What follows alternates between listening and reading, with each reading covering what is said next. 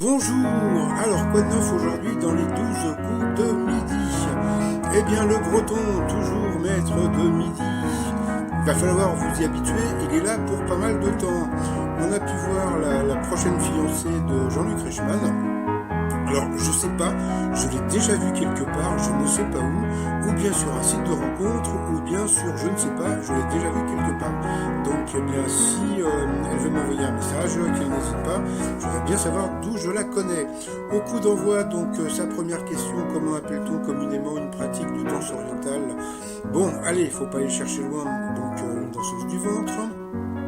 Ensuite, vous aviez, mince, j'ai pas noté les prénoms, vous aviez donc Chloé, vous aviez Michel et vous aviez Jessica. Alors, tout d'abord, la première candidate nous a fait de la flûte traversière. Sa première question qui s'est associée à un duo de créateurs punk pour créer des robes à base d'ortie, donc c'était le prince Charles. Après donc cette demoiselle qui était venue avec sa maman, alors sa maman avait participé à Attention à la marche, donc voilà la preuve en image. Et là, donc, elle est revenue. Elle était vraiment très émue d'être revenue.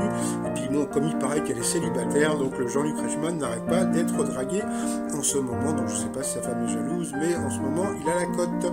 Donc là, voilà, on a pu voir avant et après. Alors, sa question selon Donald Trump, qui est-ce qui est responsable de son teint au grand orange? Donc, c'était les ampoules basse énergie. Après, donc, pour le Père Noël, alors, avec quel rappeur Nekfeu interprète-t-il son tube tricheur? Donc, c'est avec Damso. Pour Erich, quel personnage biblique porte le même nom qu'associé son donné? Donc bien sûr c'était assez simple, c'était dans Jésus. D'où vient l'idée selon laquelle le petit déjeuner serait le repas le plus important de la journée, donc d'un lobby? Alors là c'était super intéressant comme question, parce que depuis, je sais pas, depuis toujours, j'ai toujours entendu que le petit déjeuner était le plat le plus important de la journée. Et puis d'après ce qu'elle disait, ça n'a jamais été prouvé.